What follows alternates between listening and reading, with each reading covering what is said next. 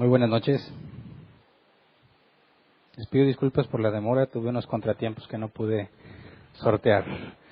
Pero vamos a continuar con nuestro estudio. Vamos a Génesis 37, 27, el cual va a ser nuestro pasaje base. Génesis 37, 27 dice: en vez de eliminarlo, vendámoslo a los ismaelitas. A fin de cuentas, es nuestro propio hermano. Sus hermanos estuvieron de acuerdo con él. El nombre del tema es José es vendido por sus hermanos.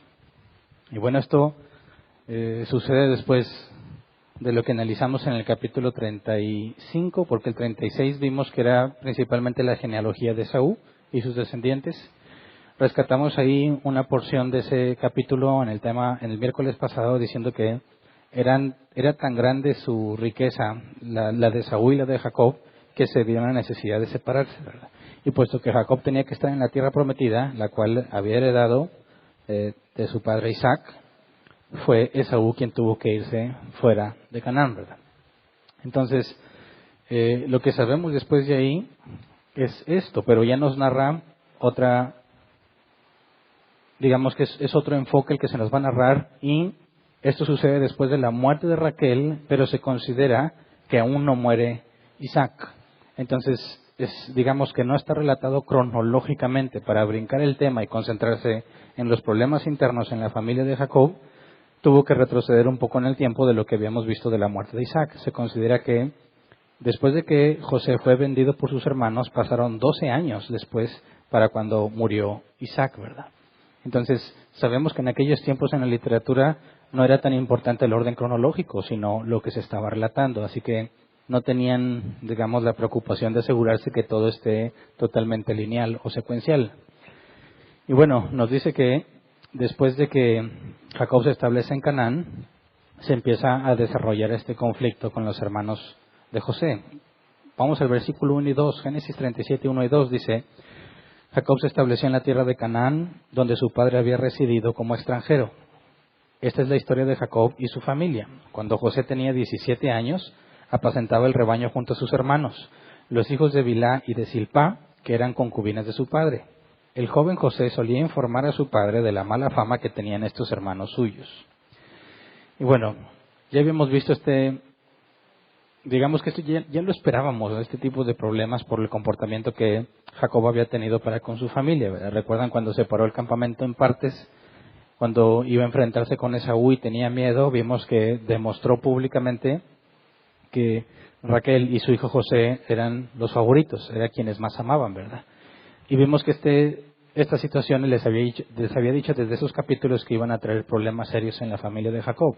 Y este capítulo nos narra toda esa problemática, donde Jacob tiene un papel fundamental, ¿verdad? Entonces, cuando nos dice que José tenía 17 años, se considera que José tenía 9 años aproximadamente cuando murió Raquel. Y muy probablemente Bilhá o Bilhá, que era la criada de Raquel, se habría hecho cargo de José. Eso era lo más natural, ¿verdad? Porque si Bilhá le servía a Raquel y Raquel muere, Bilhá es quien se haría cargo del único hijo de Raquel. Bueno, Benjamín también, ¿verdad? Que se considera que para este momento tendría, que serían, si murió cuando José tenía 9 años, para 17 son 8 años más, sería la edad aproximada de Benjamín. Pero bueno, nos dice que apacentaba el rebaño junto a sus hermanos, los hijos de Bilhá y Zilpá. Y recordemos, los hijos de Bilhá eran Dan y Neftalí. Los hijos de Zilpá eran Gad y Aser. Los hijos de Lea eran Rubén el primogénito, Simeón, Leví, Judá, Isaacar y Zabulón. En este caso particular, estaba con los hijos de Bilhá y de Zilpá, ¿verdad? Ahora, la pregunta es ¿por qué con ellos? Estuve buscando en varios comentaristas bíblicos y encontré que los hijos de Jacob se disparcían porque tenían un terreno muy extenso para poder apacentar a sus animales, así que se tenían que repartir en grupos. Si Bilhá fue la que tomó a José y a Benjamín como hijos suyos para criarlos ante la muerte de Raquel, lo más natural sería que José anduviera con los hijos de Bilhá, ¿verdad? Pero aquí nos dice que además de los hijos de Bilhá, también con los hijos de Zilpá. Encontré otro comentarista que decía que era común en estas familias donde hay múltiples esposas, donde hay esposas oficiales y luego las concubinas, que hubiese pleitos entre los hijos de las esposas y las hijas y los hijos de las esposas de segundo rango o concubinas, porque tendrían más valor los hijos de las esposas que los hijos de las concubinas.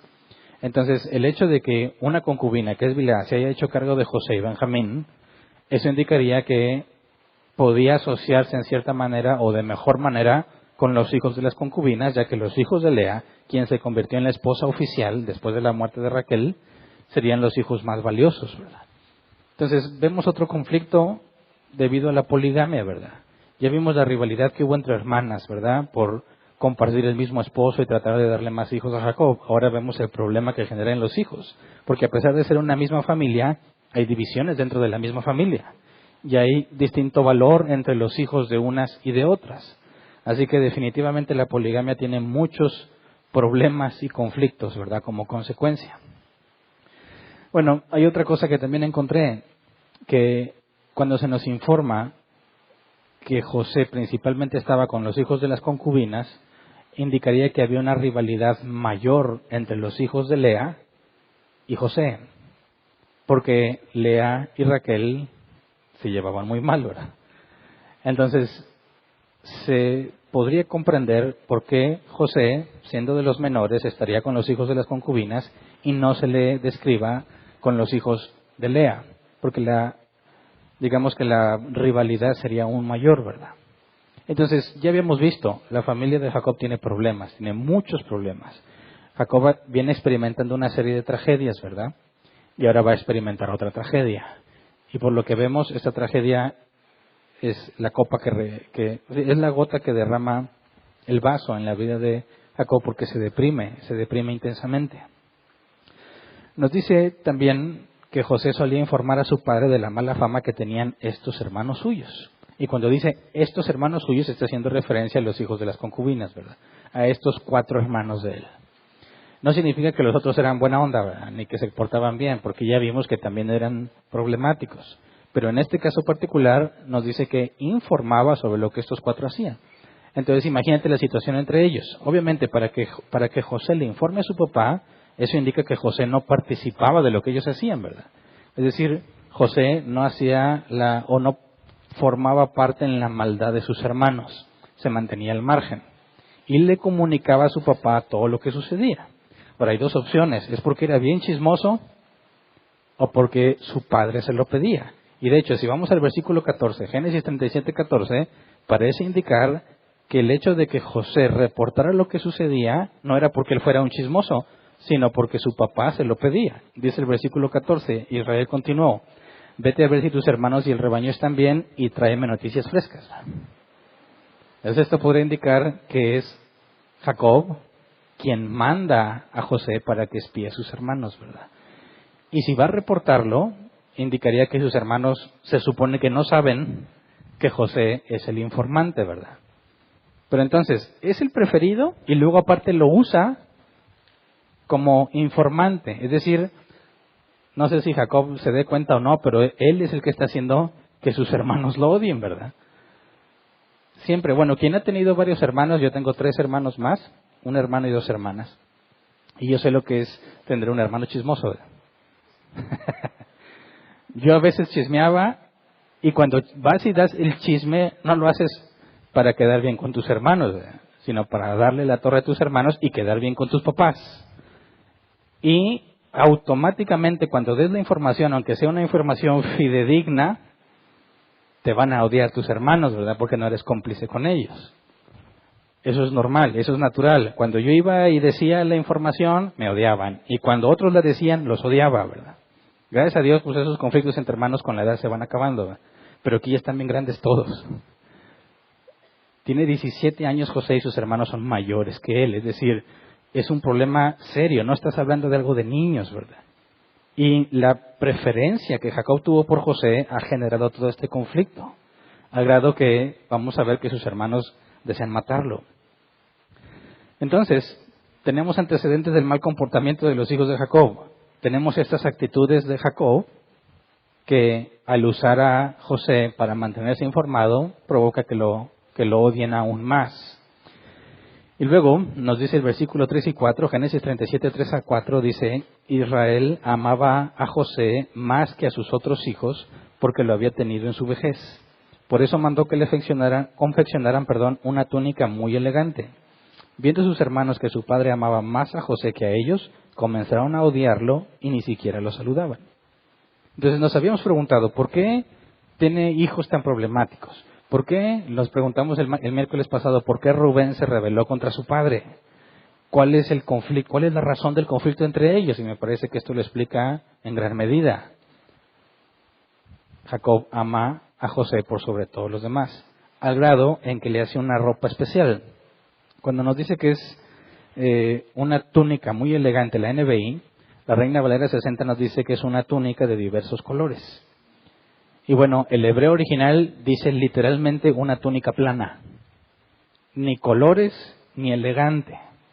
Pero buscando entre algunos comentaristas dicen que hay dos posibles traducciones, que se refiera a una prenda larga con mangas y flecos, o que se refiere a una prenda hecha con retazos, por consecuencia de colores distintos. ¿Cuál de las dos es? No lo sabemos. Lo que sí indica el pasaje es que era una forma de vestir no común ni corriente, ¿verdad? Resaltaba que alguien era importante, ya es porque está hecha de distintos pedazos. Yo imagino, oye, si lo haces de retazos, ¿dónde está lo elegante? ¿Verdad? Pues se verían los parches. Pero precisamente no se trata en la calidad del material que se usó, sino lo distinto que es a lo normal, ¿verdad? Entonces, según leí, se usaban colores lisos, planos, un solo color, un solo tipo de tela. Y al usar distintos retazos para armar una sola prenda, se vería especial, ¿verdad? Digo, a los ojos de aquel entonces. Que si te pones alguna playera hecha de varios pedazos, no necesariamente te vas a ver elegante. Pero la NBI así lo traduce tratando de expresar cómo era un rasgo muy distintivo la vestimenta que se había confeccionado especialmente para José. Pero entonces, Jacob no tiene el más mínimo reparo en hacer evidente y público su preferencia por José, ¿verdad? No le disimula ni tantito, ¿verdad? Le da una ropa especial, lo manda a que lo mantenga informado. Cuando Jacob se dé cuenta de que algo hicieron, todos van a saber que fue José. Así que Jacob, lamentablemente, no es sabio en lo que está haciendo, ¿verdad? No es capaz de ver, y esto es un problema que podemos ver aún en la vida real, ¿verdad? En la vida actual. Muchas veces el amor de los padres los deja ciegos ante la realidad. Y tratando de mostrar su amor, son incapaces de ver el daño que le hacen a sus hijos, ¿verdad? A veces las mamás son un poco más propensas a eso, ¿verdad? Los papás a veces somos más fríos. Las mamás tratan de proteger a sus hijos y los papás a veces somos más estrictos, ¿no? Pues si lo hizo, lo paga. Ay, no, pobrecito, dicen las mamás, ¿verdad? Y se entiende, pero aquí el error de Jacob es muy grave, ¿verdad? Pero ¿por qué Dios no interviene? Digo, este problema lo vemos desde hace mucho, ¿verdad? Y Dios no ha intervenido para corregirlo. Dios le ha hablado de muchas cosas. Dios confrontó a Jacob con Labán y luego lo confrontó con Esaú, pero no ha tratado con él el asunto de cómo está educando a sus hijos. ¿Y por qué? ¿Por qué no lo está disciplinando? ¿Por qué si la Biblia dice que Dios disciplina y corrige al que ama, por qué no está disciplinando a Jacob de manera que no cometa esos errores con José? Ah, pero es que ese es el punto. Sabemos que todo sucede con un propósito y que Dios interviene en la vida de los que ha elegido para que hagan el bien o permite que hagan el mal. Aquí Jacob está haciendo las cosas mal y Dios lo está permitiendo. Y es precisamente de acuerdo a la voluntad de Dios, pero vamos a analizar un poco más este asunto, porque cuando nos dice que lo había tenido en su vejez, algunos consideran que Jacob tenía 91 años de edad aproximadamente cuando nació José. Además sabemos que Raquel era estéril, ¿verdad? Así que fue un milagro que José naciera. No fue tanto el milagro de Benjamín, ¿verdad? Porque la Biblia dice que Dios le quitó la esterilidad a Raquel. Así que realmente el verdadero milagro era José. Benjamín no era tanto, pues porque ya Dios le había quitado la esterilidad a Raquel, ¿verdad? Y aparte, a raíz del nacimiento de Benjamín, murió Raquel.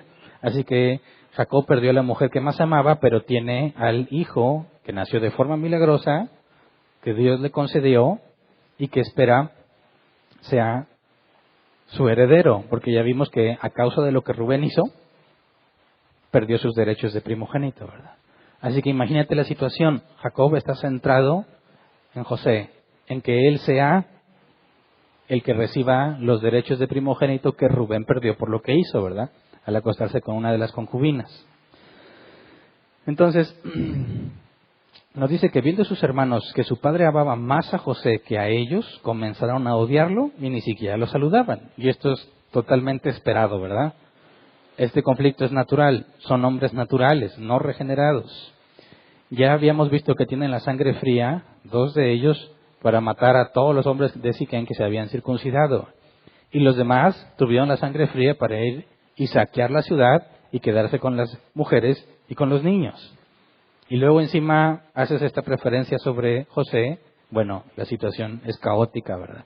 Imagínate cómo era vivir un día en esa familia. Sería muy difícil. Luego vamos al versículo 5 y 8.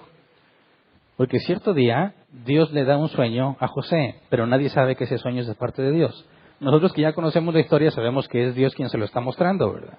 Pero José le cuenta a sus hermanos. Versículo 5 al 8 dice, cierto día José tuvo un sueño. Y cuando se lo contó a sus hermanos, estos le tuvieron más odio todavía. Pues les dijo, préstenme atención que les voy a contar lo que he soñado. Resulta que estábamos todos nosotros en el campo atando gavillas. De pronto mi gavilla se levantó y quedó erguida, mientras que las de ustedes se juntaron alrededor de la mía y le hicieron reverencias. Sus hermanos replicaron, ¿de veras crees que vas a reinar sobre nosotros y que nos vas a someter? Y lo odiaron aún más por los sueños que él les contaba. Bueno, y esta última parte que dice, por los sueños que él les contaba, indica que este no era el primero, ¿verdad? Había más, pero nos están contando los 2 sueños más relevantes. Entonces, José tenía esto de tener sueños y se los contaba, ¿verdad? Cuando llegan a este punto, fíjate bien que no es José quien da la interpretación del sueño, son sus hermanos que dicen. Dice, ¿de veras crees que vas a reinar sobre nosotros y que nos vas a someter? Y este de veras crees, pues podría apuntar al hecho de que se sabe que perdiendo Rubén sus derechos de primogénito, los recibiría José, ¿verdad? Que es el primogénito de la otra esposa. Entonces, si realmente crees que vas a reinar sobre nosotros, aquí estarían hablando con un poco de recelo por lo que es evidente para todos ellos, ¿verdad? Imagínate, casi todos son mayores que José y saben que a como están las cosas, un día él es el que va a reinar sobre ellos, es decir, él es el que va a convertirse en el líder de toda esa familia y encima es el más consentido. Pues no es soportable, ¿verdad? Pero pregunto yo, ¿por qué les cuenta el sueño? Si sabe que lo odian, ¿por qué les cuenta el sueño? Tenemos 2 opciones. Yo creo que hay 2 opciones. Por inocente, es decir, no era capaz de ver el problema en el que se va a meter porque era muy ingenuo, o lo hace intencionalmente. ¿Tú qué opinas? ¿José no es capaz de ver el conflicto que genera contándole sus sueños? ¿O sabe que genera conflicto y aún así se los cuenta? ¿Cuál crees que sea? ¿Ves a José como una víctima inocente o también le echaba leña al fuego? ¿Qué te imaginas tú? Bueno, ¿qué esperamos de un hombre no regenerado? Un muchacho de 17 años. Que toda su vida ha sido el consentido. Que es evidente que él es el especial y el más amado de la casa. Y que sus hermanos no lo aceptan. ¿Qué crees que haría? Digo, ¿a ti nunca te tocó que alguna vez estando más joven, mucho más joven, quisieras ser parte de un grupo y ese grupo te rechaza? ¿No buscarías la oportunidad para demostrarles que realmente no los necesitas? ¿No aprovecharías la oportunidad para, ándele, no me querías, ¿verdad? Como Kiko y el chavo, ¿verdad? Que salían con su pelota el chavo y Kiko se mete y sale con su pelota otra. Y no te la presto. Una manera de decirles, no te necesito, una vez que te desprecian, ¿verdad? Yo pienso que eso es muy natural en los niños. Cuando alguien quiere ser parte de algo y no lo dejan, busca la forma de desquitarse, ¿verdad? Yo me imagino, puedo que me equivoque porque la Biblia no nos dice exactamente cuáles eran las intenciones de José, pero ahorita hay otro pasaje que me hace pensar que mi teoría es correcta, que José se sabe rechazado por sus hermanos y utiliza este tipo de cosas para tratar de demostrarles que realmente él es mejor que ellos, ¿verdad?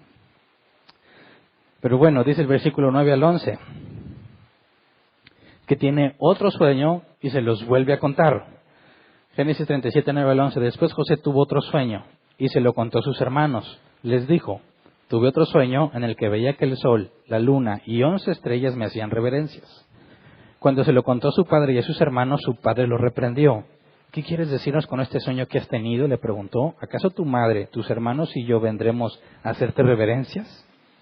Sus hermanos le tenían envidia, pero su padre meditaba en todo esto. Ahora, cuando dice que su padre lo reprendió, es porque aquí su papá se da cuenta que esto no es correcto. Pero hay varias opciones de por qué no es correcto. Número uno, la autoridad de los padres nunca sería inferior a la de un hijo, ¿verdad?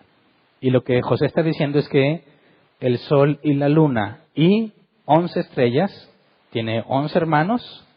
Jacob se identifica con el sol y habla de su madre. Dice: ¿acaso tu madre, tus hermanos y yo vendremos a hacerte reverencia? Es decir, Jacob se ve como el sol, ve a su madre como la luna y a sus 11 hermanos como las 11 estrellas. Fíjate que José no dio la interpretación. Jacob interpreta. Jacob interpreta. En el primer sueño, José no dio la interpretación. Sus hermanos interpretaron, ¿verdad? O sea, fíjate bien que, de manera distinta, como va a suceder en el futuro, José es reconocido porque interpreta sueños. Pero en este punto no los está interpretando. Simplemente les está contando los sueños que tiene, ¿verdad? Ahora, cuando lo reprende, es más, primero, si ya sabe que lo odian y les cuenta el sueño y lo odian más, ¿por qué les cuenta también este? Me parece que eso apoya mi teoría. O está bien ingenuo, definitivamente, que lo dudo, o realmente lo hace intencional, ¿verdad? Es una manera de provocar a sus hermanos, que al cabo él es el protegido. No le pueden hacer nada. Pero nos dice que, sus hermanos le tenían envidia, pero su padre meditaba en todo esto. Es decir, a su padre, a Jacob, le pareció extraño. Varias veces me han preguntado distintas personas: ¿cómo puedes saber si un sueño viene de Dios? ¿Qué contestarías? ¿Cómo puedes saber si un sueño viene de Dios?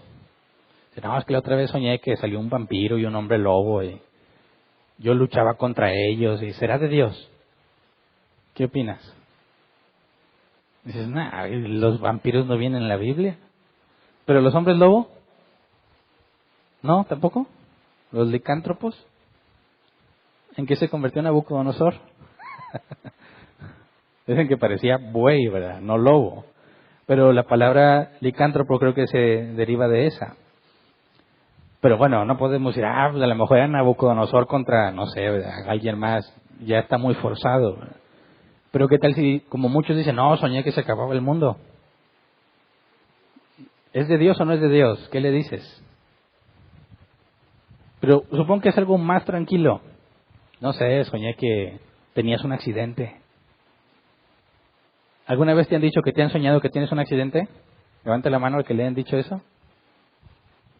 Poquitos. A mí me lo han dicho muchas veces. Soñé que tenías un accidente. Las primeras veces me preocupaba. Santo Padre, y sí es verdad. Y luego no pasó nada. Y bueno, en el sueño nunca decía cuándo iba a pasar, ¿verdad? Pues sí, pues el día que tenga un accidente van a decir: yo lo soñé. Pues algún día voy a tener un accidente, ¿verdad? ¿Cómo sabes que ese sueño viene de Dios? Bueno, ¿qué información bíblica tenemos al respecto? Bueno, precisamente, aún no llegamos a ese punto, pero coincide con lo que Jacob está meditando. ¿Por qué? Porque cuando vemos que Faraón busca a quien le interprete un sueño, nos dice que el sueño es recurrente, ¿verdad? El mismo sueño varias veces. Cuando Nabucodonosor llamó a los sabios porque tenía sueños, dice lo mismo. El sueño era recurrente, el mismo sueño varias veces. Ahora, sabemos que los sueños son producto de nuestra actividad cerebral, ¿verdad? Influye tu estrés, tus preocupaciones, tus angustias, incluso los tacos que te cenaste. Bueno, pero ¿cómo podríamos saber que algo viene de Dios? El primer filtro que encontramos en dos casos distintos es la recurrencia. El mismo sueño varias veces. Pero aparte, tanto en el caso de Faraón, las vacas flacas y las vacas gordas, eran dos sueños recurrentes con el mismo significado. Jacob dice que se pone a meditar en todo esto. ¿Por qué? Lo reprende, lo regaña, dice: eso no es correcto. ¿Cómo que tus papás se van a postrar ante ti? Pero ese es el segundo sueño registrado que habla de lo mismo, de que la familia se postra ante José. Si fuese simplemente un producto de su cerebro, dices, ¿por qué hay una recurrencia? ¿Por qué el mismo mensaje? Ahora, eso no es garantía de que sea Dios, ¿verdad? Porque yo muchas veces soñé el mismo monstruo en mi infancia, y eso no significa que venía de parte de Dios. Pero aquí no es un niño, ¿verdad? Tiene 17 años. Así que se pone a meditar. Y es un buen parámetro, ¿verdad? Soñamos muchas cosas, algunas bien padres que decimos, ay, ojalá sea de Dios. Yo muchas veces soñé, sobre todo cuando era más joven, y tenía muchas ganas de tener un carro nuevo. Tenía sueños muy vívidos, muy reales, de que me había ganado un carro en alguna rifa o algo. Extrañamente no recuerdo en el sueño haber comprado el boleto, nomás la noticia de que me lo había ganado, ¿verdad? Y era tan real que me levantaba bien feliz corriendo a la ventana a ver el carro. Y luego me daba cuenta que no estaba y se sentía tan feo porque yo estaba 100% seguro de que ese sueño no era un sueño, sino que era real, ¿verdad? Más niño también me pasó con bicicletas y yo necesitaba una bicicleta y iba corriendo buscándola porque le había soñado y no estaba ahí, ¿verdad? Y entendemos, ¿verdad? Bueno, lo soñé varias veces, pero eso no significa que es de parte de Dios. Pero en este caso, Jacob se pone a pensar, esto ya es repetitivo, estará pasando algo. ¿Vendrá de parte de Dios o no? Digo, es para reflexionar. Pero sus hermanos le tenían envidia, ¿verdad?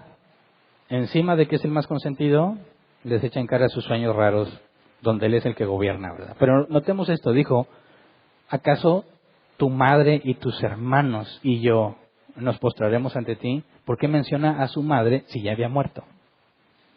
Sabría que es imposible que Raquel se postre ante José, ¿verdad? Pero si Bilhá se hizo cargo de José, tomaría el rol de madre y se estaría refiriendo a ella, ¿verdad? Ahora, sabemos que José, ya adelantándonos en el tiempo, van a regresar todos a Egipto, ¿verdad? Sus 11 hermanos se van a postrar ante él, ¿verdad? De hecho, estos son dos sueños. En el primer sueño no están sus padres. En el segundo sueño sí. En el primer sueño solo se postran los hermanos. En el segundo toda su familia. Y sabemos que primero sus hermanos fueron a Egipto y se postraron ante él. Después toda su familia llegó a Egipto. Pero no hay ningún dato que nos diga que Jacob se postró ante José. Pero hay una posibilidad que más adelante estudiaremos. El punto es que estos dos sueños no están dichos nomás así al azar, ¿verdad?, de parte de Moisés. Sino que estos dos sueños vamos a ver su cumplimiento después. Así como ya habíamos visto que le contaba sus sueños, es decir, que no fueron los únicos, Moisés tiene la intención de comunicarnos estos dos como algo que viene de parte de Dios y que más adelante va a narrar su cumplimiento. Entonces, fíjate bien, estos sueños vienen de Dios, pero Dios no le contó todo lo que le va a pasar, nada más le dijo el final. No le dijo todo lo que iba a sufrir, ¿verdad? Y eso es importante que lo entendamos. Porque cuando la Biblia dice que todo obra para bien, para aquellos que conforme a su propósito fueron llamados, nos imaginamos en nuestra mente que todo va a ir bien. No, pero ahí está hablando del fin de todo lo que nos pasa. Todo finalmente obrará para bien, pero te van a pasar muchas cosas malas, ¿verdad? José, Jacob y sus hermanos no tienen la más mínima idea de que Dios le está dando información a José. Pero le está diciendo simplemente lo que va a pasar de una forma muy alegórica, ¿verdad? Con estrellas y con gavillas. ¿Por qué le da esa información a José si sabe que sus hermanos lo van a odiar más? Precisamente por eso, ¿verdad? Dios está haciendo que sus hermanos lo odien más. Y dirías, ¿por qué Dios haría eso? Ese es el punto. Fíjate bien, cuando vemos esta historia y tú crees o piensas que Dios es un caballero que no interviene a menos que le des permiso, no podrías explicar nada de lo que sucede aquí, ¿verdad? Porque ninguno de estos 12 ha sido regenerado. Ninguno de estos 12 le sirve a Dios. Y la Biblia dice que nadie busca lo bueno, ¿verdad? Entonces, ¿cómo es que todo esto está sucediendo según el plan de Dios si realmente Dios necesita que le des permiso para actuar en tu vida?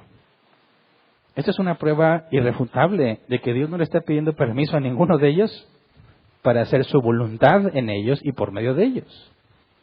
Dios incluso está controlando sus deseos pecaminosos para que se cumpla la voluntad de Dios, porque lo que están haciendo es incorrecto. ¿Se acuerdan que Jesús dijo que no era nada más no asesines, sino que si odias a tu hermano, ya estás sujeto al Sanedrín, al tribunal? Y lo que está Dios permitiendo es que odien los hermanos a José. Y habíamos visto esto cuando estudiamos la voluntad de Dios. Dijimos la voluntad decretiva y la voluntad preceptiva. Y dijimos que Dios, para que se cumpla su voluntad decretiva, permitirá que se quebrante su voluntad preceptiva. Permitirá el pecado para que se cumpla lo que Él ha decretado.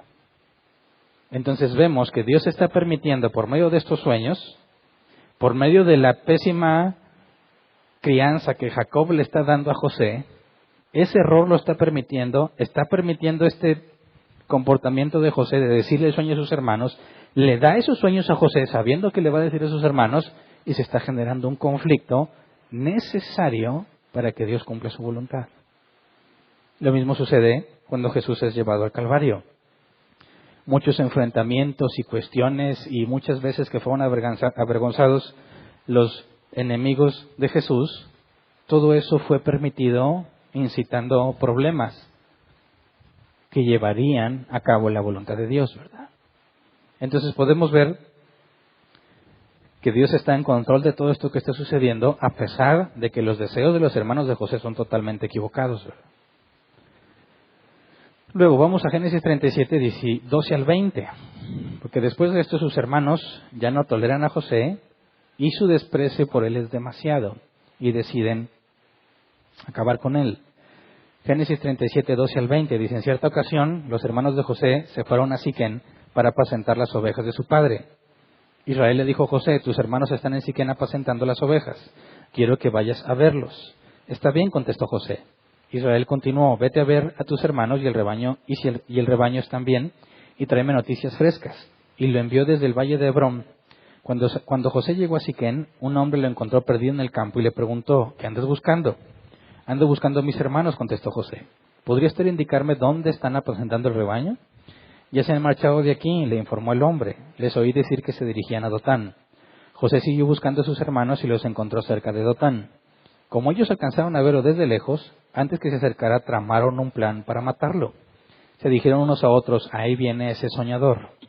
Ahora sí que le llegó la hora. Vamos a matarlo y echarlo en una de esas cisternas y diremos que lo devoró un animal salvaje y a ver en qué terminan sus sueños. Ahora examinemos algo de esto. Primero, ¿qué andan haciendo en Siquén? ¿No habían huido de ahí? ¿Te acuerdas lo que pasó en Siquén, verdad? ¿Por qué ahora se van a apacentar a Siquén? No ha pasado tanto tiempo después de la matanza que los hijos de Jacob hicieron en ese lugar y que se llevaron cautivos a todas las mujeres y a los niños. ¿Por qué están allá? ¿Por qué están yendo hasta allá? Bueno, recuerden que Jacob compró una parcela ahí. Tienen un terreno ahí. Como dicen, vamos al rancho. Tienen el rancho allá. Y necesita un enorme territorio para apacentar a todos los animales que tiene, ¿verdad? Entonces, sí tiene razón a ir allá porque tiene un terreno, pero ¿qué pasó con el problema de las ciudades de ahí? Una teoría es que Jacob se ha hecho tan poderoso que ya no se atreven a atacarlos, ¿verdad? Otra teoría es que el mencionar Siquén no significa propiamente donde vivían antes, sino un lugar cercano. El punto es que andan en lugares difíciles para ellos, ya sea que no se atrevan a atacarlos por el poder que han acumulado. Pero cuando le dice Jacob, vete a ver a tus hermanos, eso indica que Jacob no sabe lo mucho que odian a José, ¿verdad? Porque si Jacob ama tanto a José y supiera que lo odian tanto, no lo expondría a tal peligro. Entonces, en la narrativa que nos da Moisés, empezamos a ver en esta situación que cuando Jacob manda a José con sus hermanos, Jacob no tiene duda de sus hermanos, no siente que hay un riesgo porque está con sus hermanos. Sin embargo, sus hermanos lo odian tanto que quieren matarlo. Entonces, hay una distancia considerable, una separación entre Jacob y sus hijos, de manera que Jacob no se da cuenta de todo lo que está pasando con sus hijos.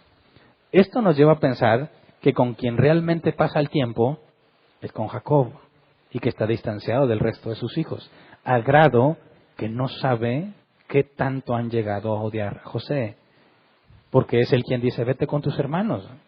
Si realmente Jacob supiera todo lo que lo odian, no lo mandaría. Entonces, los hermanos de José han guardado esto en secreto. No son tan obvios en lo que hacen. Al grado que Jacob sigue confiado. Luego dice que José va a buscarlo, se encuentra un hombre ahí y le dice, oye, ¿has visto a mis hermanos? Y le dice, sí, se fueron para allá. Dices, ¿cómo? Ahí por el desierto donde andas te encuentras un hombre y resulta que lo conocen. Bueno, pues si son de los más poderosos de aquella zona, todos saben quién es José y quiénes son sus hermanos. Es decir, esto nos demuestra que eran muy conocidos en aquellos lugares, ¿verdad?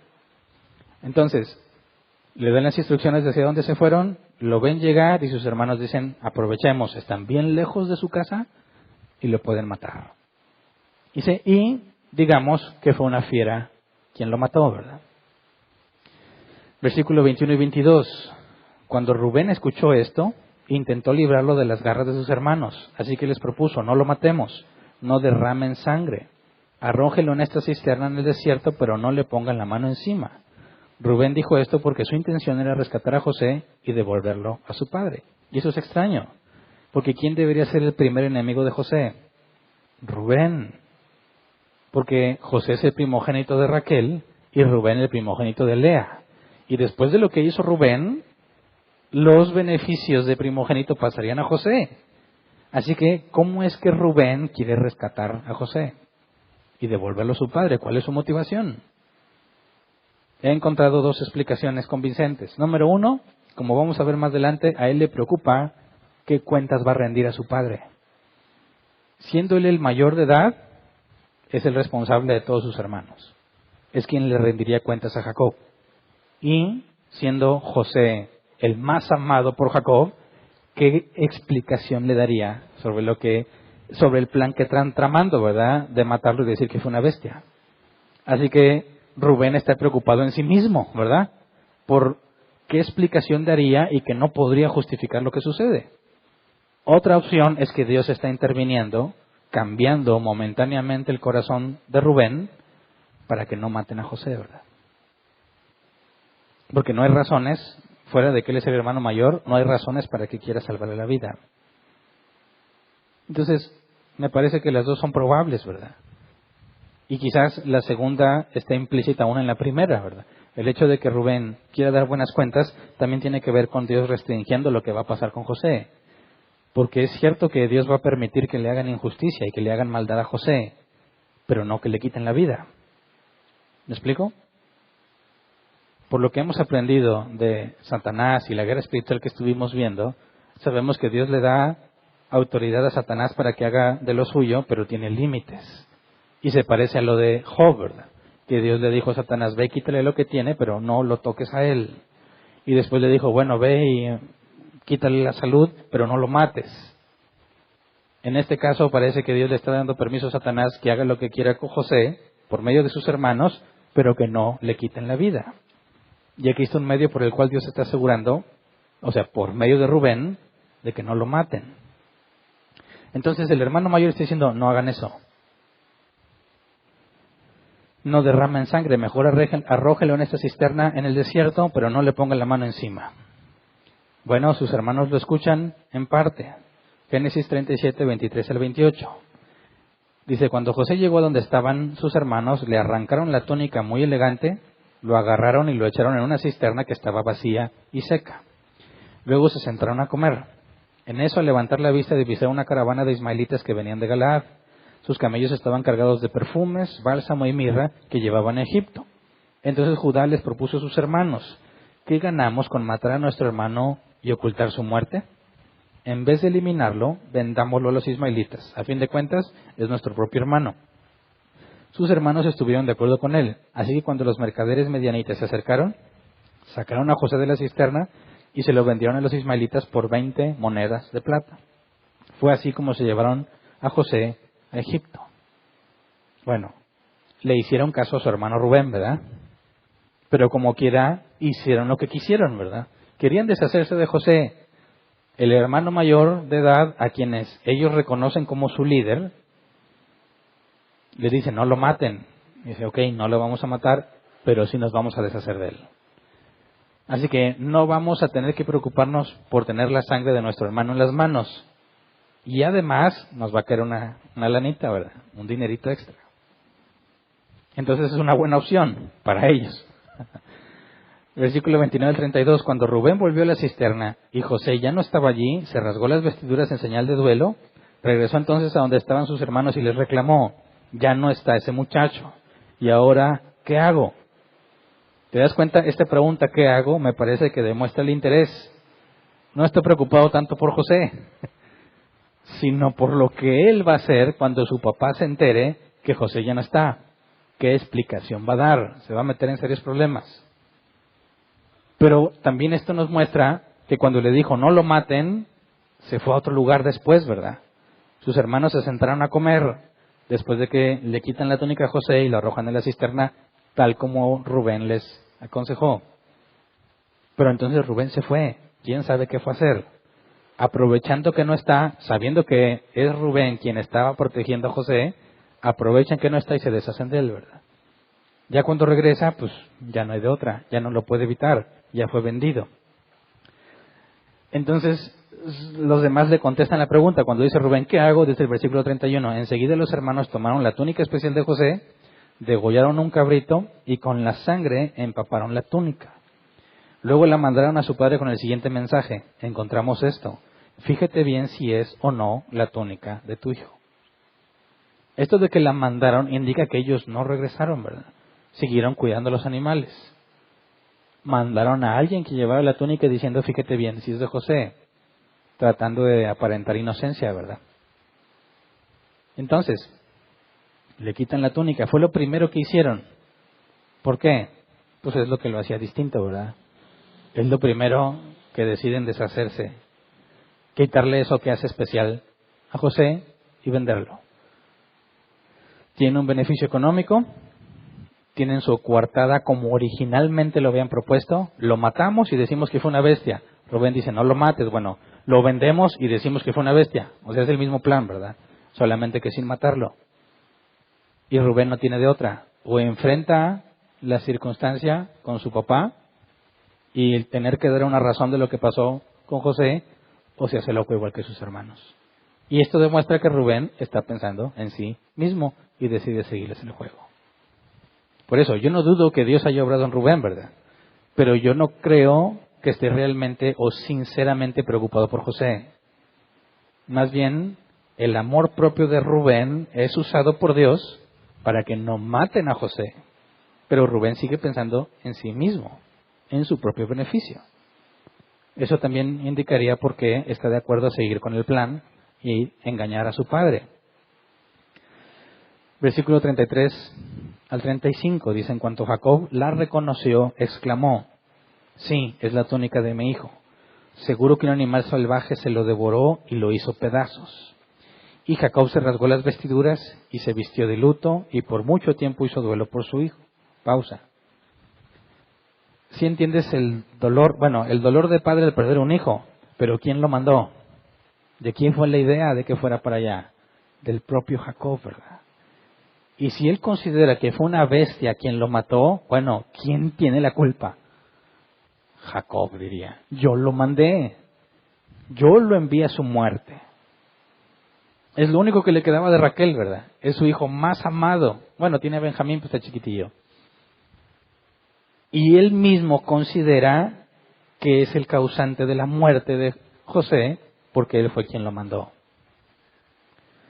Dice el versículo 35, todos sus hijos y sus hijas intentaban calmarlo, pero él no se dejaba consolar, sino que decía, no, guardaré luto hasta que descienda al sepulcro para reunirme con mi hijo. Así Jacob siguió llorando la muerte de José. Sabemos que desde estos tiempos había un periodo de duelo, ¿verdad? Y que la Biblia nos enseña después que había 30 días obligatorios de duelo, llorar la pérdida de alguien. Fue el tiempo que usaron para llorar a Moisés, que el tiempo que lloraron también a Aarón.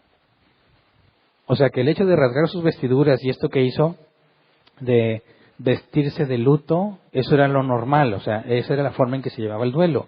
Lo que no era normal es que lo hiciera de forma indefinida, ¿verdad? Que él decidiera no dejar de hacer duelo. Esto demuestra que quedó muy dolido y muy deprimido. Ya no tenía ganas de vivir. Siguió llorando la muerte de José, dice así. Y así dice, así voy a estar hasta que me muera. Le dolió mucho. Imagínate el sentimiento de culpa, ¿verdad?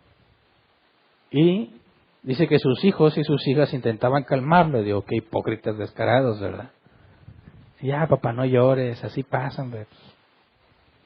No le confiesan la verdad. Tenían que aguantarse y estar viendo a su papá sufrir. Ahora, yo estoy seguro que al principio les ha de haber dado gusto, ¿verdad? Decir, ándele, tanto que le amaba, ¿verdad? Ahora pague. Yo no creo que les haya dolido ver a su padre así al principio, pero lo que vamos a ver después con sus hermanos es que realmente les afectó incluso a los hijos. Entonces, lo último que nos dice este capítulo en el versículo 36 dice, en Egipto los madianitas lo vendieron a un tal Potifar, funcionario del faraón y capitán de la guardia. Ahora aquí capitán de la guardia, según vi algunos comentaristas, no está bien traducido.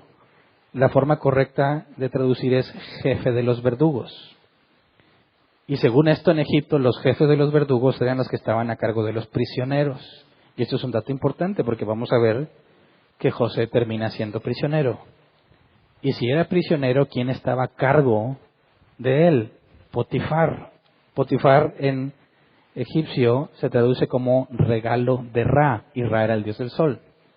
Así como si dijera bendición del dios del sol. Y como vamos a ver, el faraón nombraba a su gente de acuerdo a cómo los percibía él. Esto indica que Potifar era muy amado por faraón, era un hombre muy importante. Sabemos que a José le van a cambiar el nombre, ¿verdad? Pues, Sabnat Panea, algo así. El Dios habla y vive. Le cambia el nombre cuando le asigna la responsabilidad, ¿verdad? Así que este hombre se llame Potifar indica que es muy importante para Faraón, y que nos da el dato de que es el jefe de los verdugos. Esto es interesante para ver que todo el periodo en que José está encerrado es Potifar quien se encarga de mantenerlo ahí. Pero bueno, hasta aquí lo que podemos saber es que todos piensan, bueno, Jacob, a excepción de sus hijos, piensan que realmente José se murió por causas naturales, de un animal se lo comió, porque iba solo a buscar a sus hermanos. Jacob tiene el cargo de conciencia por haberlo mandado allá. Dios no dice nada. Dios está viendo cómo sufre Jacob y no le dice nada. ¿Alguna vez te has puesto a pensar cuando sufres tú qué hace Dios? ¿Alguna vez has sufrido tanto que le dices, Dios, ¿por qué me haces sufrir tanto? ¿Por qué no haces nada para evitarlo? ¿Por qué no me ayudas cuando estoy así? Bueno, no está haciendo nada ante el sufrimiento de Jacob. Dios sabe que José no está muerto. Jacob piensa que está muerto y Dios no dice nada. ¿Por qué? Porque por el momento eso es lo que se requiere para llevar a cabo los planes que Dios ha trazado. Ese es el punto. Podemos ver mucha injusticia en el mundo y nos preguntamos, ¿por qué Dios permite la injusticia? Porque tiene buenas razones para permitirla. Razones que ahora no podemos ver. Razones que ahora no podemos comprender. Y quizás muchas de las injusticias que vemos en nuestra vida no vamos a comprender por qué sucedieron, pero muchas sí. Conforme vamos avanzando en el conocimiento de Dios y nuestra vida estando en sus manos, vemos que de una forma u otra nunca nos deja. De una u otra forma nos bendice aunque no lo merecemos. Empezamos a notar y a comprender que muchas cosas que pasaron precisamente para que tú estuvieras en esta situación, para que fueras más humilde, para que fueras más dependiente, para que fueras más sabio, para que fueras más cauteloso, más responsable, etcétera, etcétera. Normalmente las personas que han tenido una vida más difícil son las que más valoran aún lo poco que puedan tener. Normalmente las personas de edad avanzada se considera que adquieren sabiduría, pero ¿cómo le haces para que alguien que no tiene tanta edad sea tan maduro? Por las dificultades, ¿verdad? Yo he conocido a personas de mucha edad muy inmaduras y a personas que no tienen tanta edad más maduras que las que ya estén en edad suficiente. Dices, ¿a qué se debe eso? A las dificultades que enfrentaron. Pero no estoy hablando de que dificultades enfrentadas sin Dios, ¿verdad? Mucha gente enfrenta muchas dificultades sin Dios y eso los destruye. Yo estoy hablando de los hijos de Dios que enfrentan dificultades, que tuvieron la oportunidad de ver que Dios los guardó y eso te cambia por dentro. No puedes ser el mismo. Empiezas a comprender y empiezas a confiar cada vez más y empiezas a madurar. Ya no te angustia tanto la crisis porque ya has pasado varias, ¿verdad? Ya no le tienes tanta miedo a las cosas porque has visto que Dios te guarda. Ya no te preocupan tanto las cosas porque sabes que a fin de cuentas Dios nunca te deja. Y eso genera madurez. Empiezas a ver la vida de otra forma. Y como ya no te angustias tanto, empiezas a disfrutar más este momento. Porque todos los días estamos preocupados o angustiados por algo y eso hace que tu atención esté en otra cosa y no en lo que estás viviendo. Y te pierdes muchas cosas. Te pierdes a tus hijos, te pierdes a tu esposa, tu esposo, tu familia. Todas las bendiciones que te has dado no las puedes percibir porque estás ocupado, angustiado, preocupado, sufriendo por otras cosas. Y muchas veces por lo que crees que va a pasar, que ni siquiera pasa, y muchas veces no va a pasar, ¿verdad? Eso es lo peor. Vivimos angustiados por lo que pensamos que puede pasar. Y cuando llega ese momento y no pasó, deberías darte cuenta porque estuviste angustiado todo este tiempo por algo que ni siquiera iba a pasar. ¿Me explico? Ahora, Dios está tratando con Jacob. Fíjate bien, de esta perspectiva, Jacob está centrado totalmente en José, ¿verdad? Ha descuidado a sus otros hijos. ¿Qué está haciendo Dios con Jacob? Le quita a José. ¿Ahora qué tiene que hacer? ¿Deprimirse como lo está haciendo? ¿O enfocarse en sus otros hijos? ¿Qué es lo que no ha hecho? Entonces, ¿qué está haciendo Dios con Jacob? ¿Por qué lo deja sufrir así? Imagínate, le está diciendo a Jacob, haz de cuenta que ese hijo se murió. Lo vas a volver a ver, pero ahorita lo que necesitas es que vivas como si nunca lo volvieras a ver, para que hagas cosas que no harías porque estabas con él. ¿Me explico? Si no te preocupes, estás sufriendo, lo vas a volver a ver. Pero por lo pronto, vive como si no estuviera. Debes enfocarte en las demás cosas. Y eso pasa con todo lo que Dios nos quita. Nos lo quite, quizás te lo va a volver a dar, pero cuando te lo quites, olvídate de eso. Deja de pensar en eso, deja de enfocar tu tiempo en eso. Pero como somos bien necios, la única forma de hacerlo es quitándonoslo, ¿verdad? Porque si te lo pidiera, no lo harías. Así que te lo quita. ¿Te duele? Sí, te va a doler mucho, pero lo necesitas para que dejes de hacer eso y te enfoques en lo demás. Dicen los ateos, qué Dios tan cruel. Mira cómo está dejando que Jacob, a quien le puso Israel, príncipe de Dios, mira cómo lo deja sufrir y no le dice nada. Sí está sufriendo, pero no en vano. Dios está asegurándose de que cambie, de que haga las cosas de otra manera y que vea que no todo en su vida es José. Tiene otros 11 que ha descuidado gravemente. Es por eso que confiamos en Dios.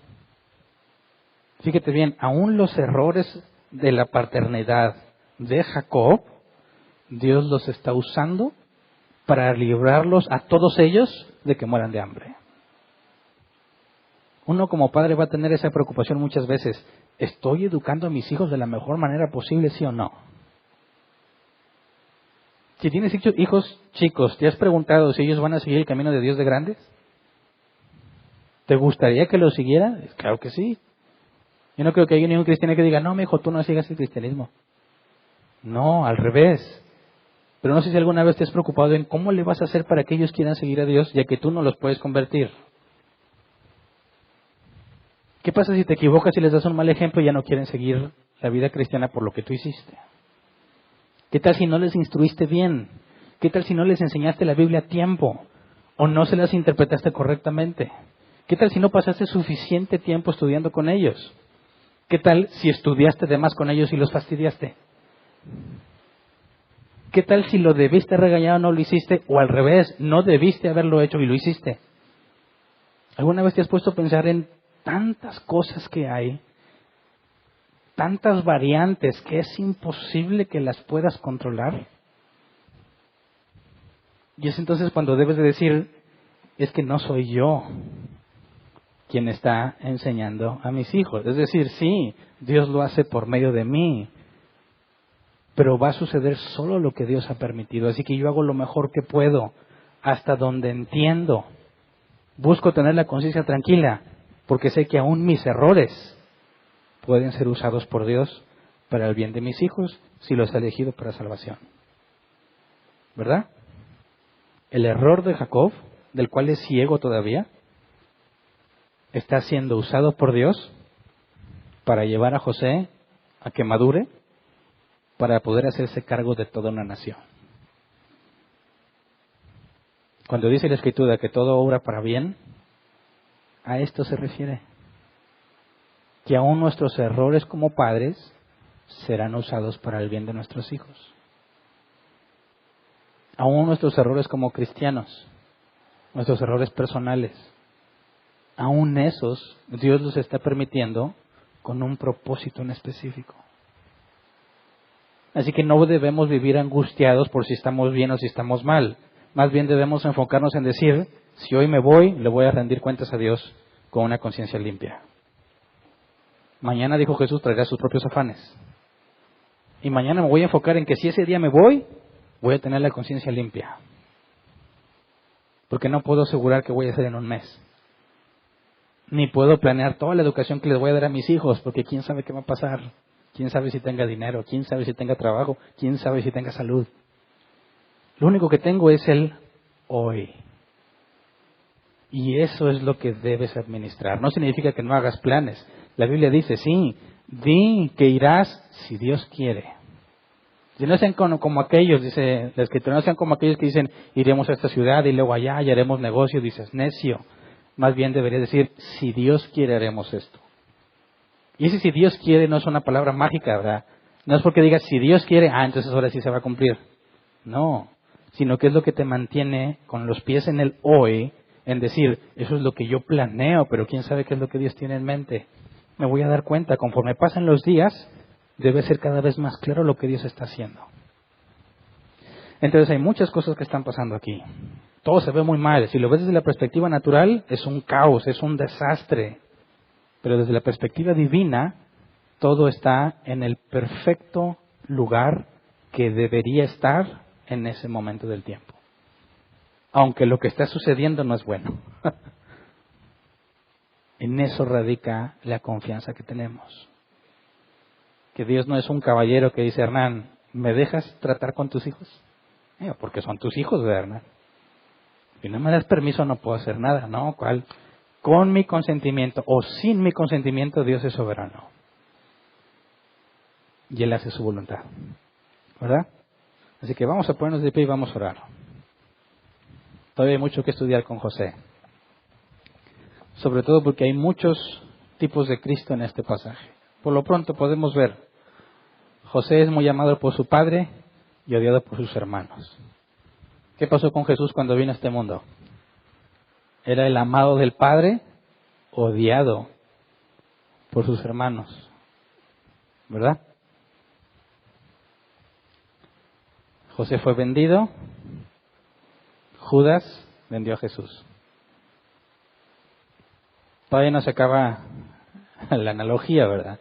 Pero empezamos a ver, de cierta manera, que lo que está pasando con José, en cierta manera, ilustra lo que pasaría con Jesús. Y eso es lo que llamamos un tipo de Cristo. No que era una profecía, no. No que esto hablaba del Mesías, porque no está hablando del Mesías. Sino que vemos de qué manera Dios va a librar a los israelitas, y que de una manera muy similar en Jesús, no nada más librará a los israelitas, sino que libró a gente de todas las naciones, ¿verdad? Pero por lo pronto aprendamos de este suceso. ¿Cómo está tu familia? ¿Qué tan caótica está? ¿Estás haciendo tu mejor esfuerzo o tienes mucho que agradecerle a Dios porque anda bien? Muchas veces dice un dicho mundano, ¿verdad? Los miserables buscan otros más miserables para sentirse felices. A veces piensas que tienes problemas y cuando ves los problemas del otro dices, no, tú sí estás bien mal. Tú sí estás en el hoyo. Yo pensaba que estaba mal, pero después de que vi lo que tú tienes, me siento agradecido. Pero esa no es la perspectiva correcta, ¿verdad? Debemos estar agradecidos porque Dios está con nosotros, no porque nos va mejor que otro. Porque cuando encuentres a uno que le va mucho mejor que a ti, te vas a deprimir. El punto es, Dios es confiable. Encontramos toda la evidencia en la Escritura de lo confiable que es Dios. Por consecuencia, la angustia es pecado. ¿Verdad? La preocupación no saludable es pecado. Porque tienes suficiente evidencia de lo confiable que es Dios. Así que cuando estés angustiado, no nada más pienses en cómo le vas a hacer, piensa que estás pecando. Porque no estás confiando en aquel que te salvó. Aunque las cosas se vean muy feas, no hay que angustiarse. Hay que confiar en que Dios, a pesar de lo difícil que se ve, Dios tiene el control, ¿verdad? Vamos a orar, Señor. Queremos darte gracias porque es por tu misericordia que nos permites entender tu palabra. Gracias por revelarte a nosotros en nuestro estudio de tu palabra, Señor, sabiendo que, como dijo Jesús, la sabiduría la ocultaste de los que se pensaban sabios y la revelaste a los que son como niños. A los ingenuos como nosotros, a los ignorantes como nosotros, simplemente porque así te place hacerlo. Enséñanos a verte en la Escritura. Cuando Jesús dijo que la Escritura hablaba de Él, queremos ver realmente, Señor, cómo obras, cómo actúas, cómo has salvado a tus elegidos, sabiendo que tenemos esa misma promesa. Tú dijiste que nadie podría arrebatarte de tu mano. Que la voluntad del Padre es que de los que Él te da no pierdas tú ninguno. Así que enséñanos a vivir confiados en eso, Señor. A encontrar tu poder en cada pasaje de la Escritura de cómo preservabas a tus elegidos, de cómo los hacías perseverar, Señor. Vemos el sufrimiento al que has expuesto a muchos de tus elegidos, Señor. Y hemos aprendido que lo hiciste con un propósito, que valió la pena, que los hiciste madurar, los hiciste comprender, los hiciste conocerte. Vimos cómo Abraham fue conociéndote, cómo Isaac fue conociéndote, cómo Jacob te está conociendo. Permítenos ver de una manera más detallada cómo José te va a conocer. Y así con cada personaje en la Escritura. Enséñanos a ver que todos son hombres comunes y corrientes con un Dios todopoderoso. Enséñanos no a poner la mirada en ellos, sino en ti, en todo lo que hiciste a pesar de ellos, Señor. Para que cuando enfrentemos dificultades en nuestras vidas tengamos la confianza de que si los libraste a ellos, nos librarás a nosotros. De que si permitiste que ellos sufrieran, también lo permitirás con nosotros. Mas nunca será en vano. Y que todo obra para bien, Señor. Habrá sucesos dolorosos, difíciles. Habrá veces en las que nos angustiaremos mucho, pero te pedimos que en tu misericordia nos perdones. Perdones nuestra falta de confianza, nuestra falta de fe. Y que nos transforme, Señor. Para que por medio del estudio y la experiencia que nos permites vivir, podamos confiar cada vez más en ti, conocerte cada vez más. Que cuando hablemos de ti, Señor, hablemos de lo que hemos aprendido en la Escritura. Que no hablemos de nuestra experiencia propia, sino que de nuestra experiencia sometida a la Escritura, Señor. Enséñanos a verte en las Escrituras y en nuestras vidas, de manera que podamos vivir en paz. Quizás en problemados y atribulados, pero en paz contigo, sabiendo que para ti nada es imposible, Señor. Gracias por todas las cosas difíciles que nos has permitido vivir. Gracias por todos los buenos momentos y las bendiciones que nos has dado. Y sobre todo, gracias por todas las experiencias buenas y malas que nos esperan en nuestra vida. Gracias. Amén. Pueden sentarse. Sección de preguntas. 15 minutos para responder preguntas. Siempre nos sobra los miércoles, ¿verdad? Vamos a ver si hoy no es la excepción y si nos queda tiempo respondemos preguntas en línea. He estado comentando y lo comenté el domingo, que hay un grupo de preguntas y respuestas los jueves por la tarde y los que nos acompañan en línea están invitados a participar, agregarse a ese grupo. La transmisión de preguntas y respuestas es privada, o sea, no es algo público. Y en ese grupo que hacemos ahí se publica el link y pueden aprovechar para cuando no tenemos tiempo aquí, de que hagan sus preguntas, o si hay preguntas de otro tipo las pueden hacer. Si te interesa, por favor escribe en los comentarios, si nos estás viendo en línea, para darte las instrucciones para agregarte a ese grupo. Pero por lo pronto respondamos las preguntas de aquí. ¿Alguien tiene una pregunta? Por favor levante su mano y le llevan el micrófono. ¿Me ayudan acá, por favor?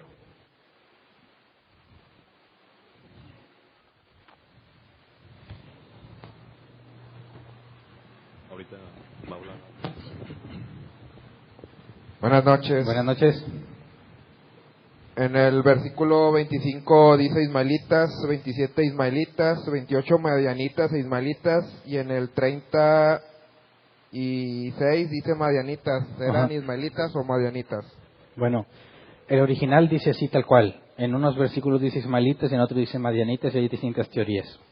Algunas dicen que es el haber mezclado distintas fuentes, es decir, no se considera que todo lo que estamos viendo en Génesis era un solo texto, sino que había mezclas de distintos textos que Moisés juntó.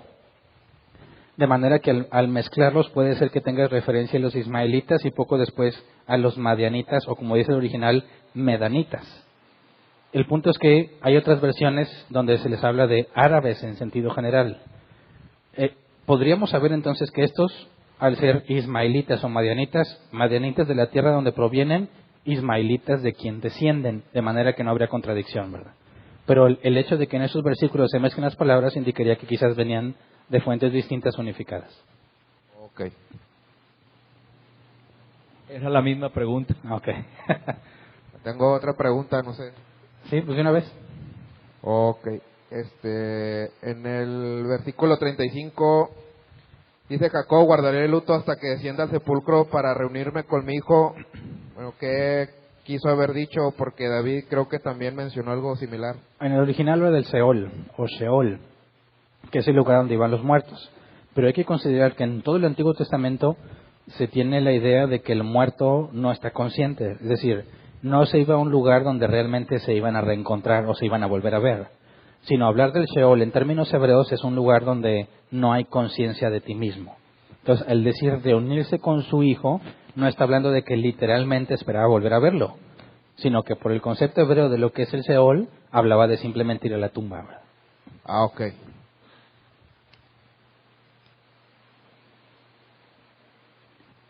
¿Alguna otra pregunta?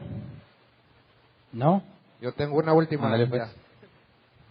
Ahorita comentaste que José, Dios, estaba ahí, ¿cómo se llama? Estaba tratando con José en cuestión de, con Jacob en cuestión de José. Más adelante creo que Jacob vuelve a hacer lo mismo con Benjamín. Bueno, No sé si me estoy adelantando. Jacob hace lo mismo con Benjamín en el sentido de que es el hijo menor que tiene y es el único de Raquel. Pero vamos a ver por la reacción de los hermanos cómo hubo un cambio en ellos y cómo muy seguramente esto indica que hubo una restauración en la relación entre Jacob y sus hijos. Pero eso es adelantarnos, ¿verdad? Porque vamos a ver que es Judá quien se ofrece en lugar de su hermano, ¿verdad? Porque José le dice que dejen uno ahí. Y él se ofrece en lugar. Y luego le dicen, bueno, es que vayan y traigan a su otro hermano, hijo de su padre. Y cuando piden y José los vuelve a amenazar con quedarse con Benjamín, se ponen en lugar de él. Es decir, hubo un cambio en ellos. Hubo una transformación. Y esto se menciona el dolor de su padre. Entonces vamos a ver que hubo realmente algo que pasó entre Jacob y sus hijos, al grado que cuando José trata de hacerles lo mismo, ¿verdad?, que le hicieron a él, buscando ver si hay arrepentimiento en sus hermanos, hay un cambio radical porque no quieren causarle daño a Jacob. Entonces eso indicaría que en todo este tiempo esos errores esas asperezas se fueron limando y corrigiendo al grado de que están preocupados por su papá, cosa que antes no hacían, sino al contrario, se rebelaban. Pero necesitamos un poco más de evidencia estudiando esos capítulos al final de Génesis para ver hasta dónde pudo haber habido un cambio de parte de Jacob para con sus hijos que explica de cierta forma el cambio en los hermanos de José. Ok, bueno, pero Jacob no hace lo mismo con Benjamín después. En cuanto a que lo haya tomado como su preferido, Así es. bueno, entendemos que por el ser el menor hay un aprecio especial, pero no hay nada que indique que realmente Jacob siguió siendo igual que con José, ¿verdad? Ok, gracias.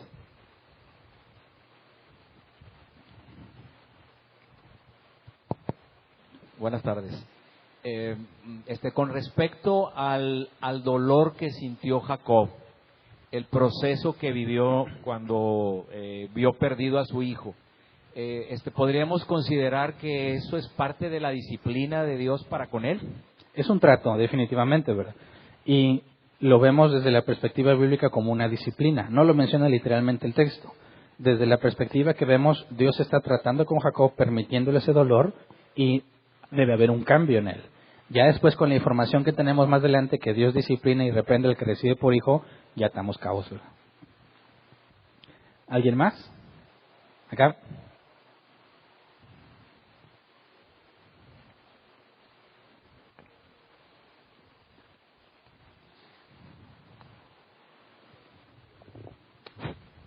¿Qué tal, Hernán? ¿Qué tal? No entendí, o será que me perdí.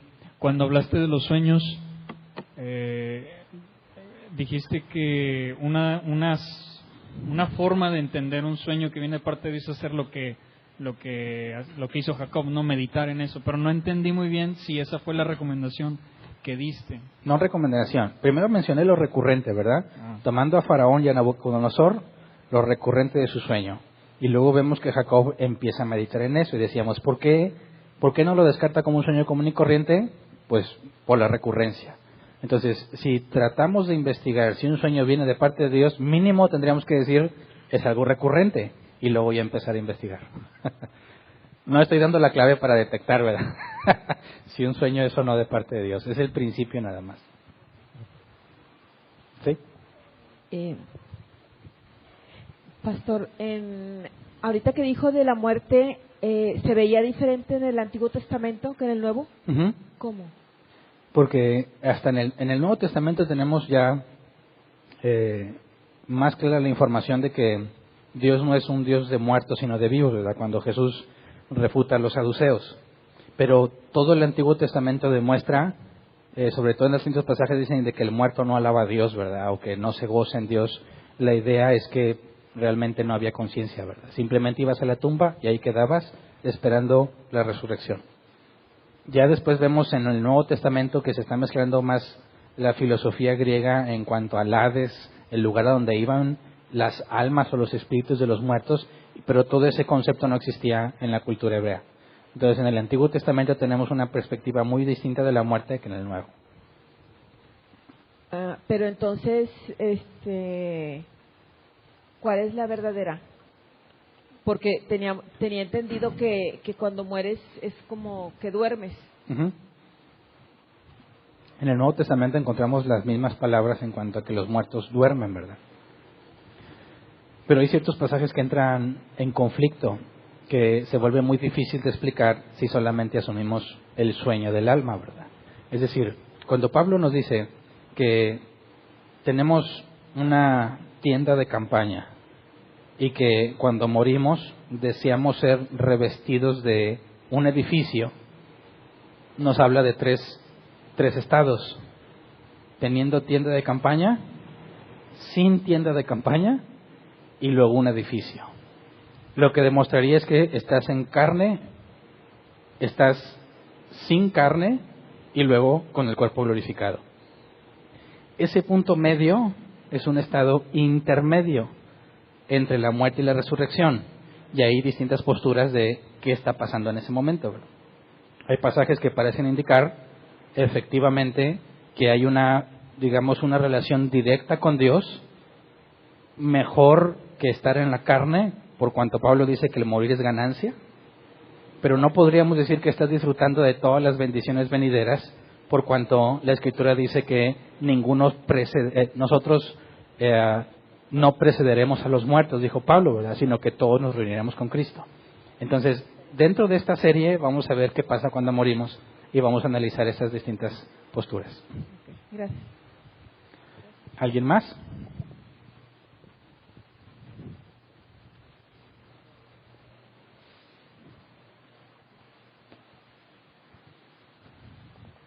Buenas noches. Ahorita sobre el tema que se tocó de los muertos, Ujú. en Apocalipsis recuerdo que hay un pasaje donde habla... Las almas que- de los decapitados. Sí, que están reclamando, o sea, bueno, no están reclamando, están pidiéndole a Dios que cuándo va a ser justicia, ¿verdad? ¿Cuándo será el tiempo que les hará a ellos justicia, no? Sí, y fíjate, ese pasaje es interesante, porque si yo te preguntara, los que ya murieron, ¿saben lo que está pasando aquí en la tierra? ¿Qué me contestarías? A la luz de ese A pasaje. la luz de la Biblia. Específicamente la luz de ese pasaje. Consideraría que sí, que están conscientes, Exactamente. Porque ¿cómo sabrían que no se ha hecho justicia en los que están en la tierra? están esperando Entonces, esos pasajes, digamos, que dan cierta información de ese estado intermedio, que no han resucitado, no tienen cuerpo como el nuestro, pero de alguna manera hay conciencia. y por esa razón se debe tomar más pasajes para que nos den luz, ¿no? No nada Exacto. más uno aislado. Ándale, si tú nada más tomas uno, por ejemplo, dices que los que durmieron o que no precederemos a los que durmieron, pues la idea del sueño te hace pensar en alguien que está ahí nada más, ¿verdad? Pero tienes otros pasajes que no puedes explicar simplemente con la idea de un sueño. Por eso hay que analizar más evidencia. Porque sé que algunas religiones tienen pensado que los cuerpos duermen, o sea, no hay una conciencia o no. Bueno, digamos que está la idea del dejas de existir totalmente, ¿verdad?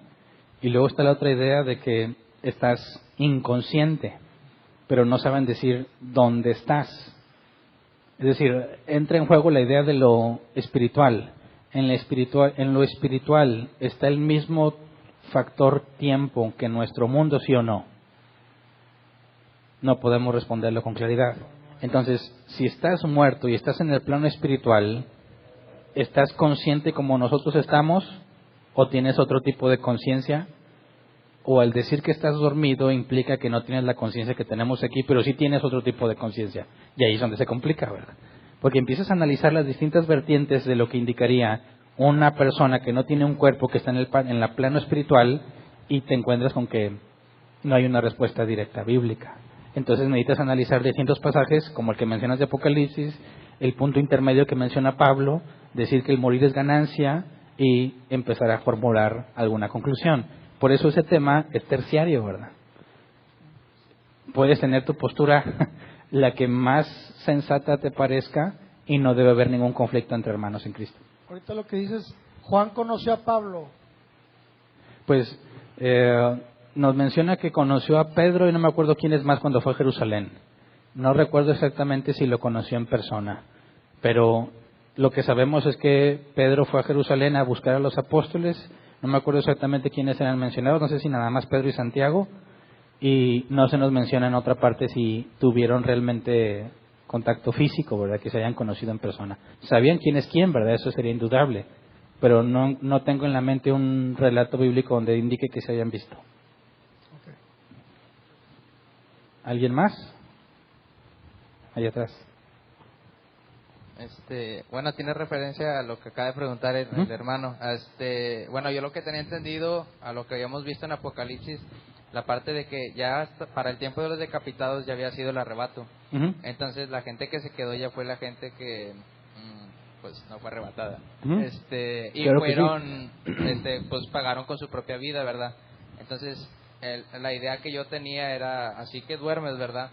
Hasta el momento que eres arrebatado, y la Biblia menciona que pues, los muertos resucitan primero y Yo luego también nosotros, pensaba así. y ya los que quedaban, pues ya esa gente, por así decirlo, puede que pase otro tipo de circunstancia, ¿no? Bueno, pero es que hay otro pasaje que dice que te has acercado a la congregación de los primogénitos de Dios.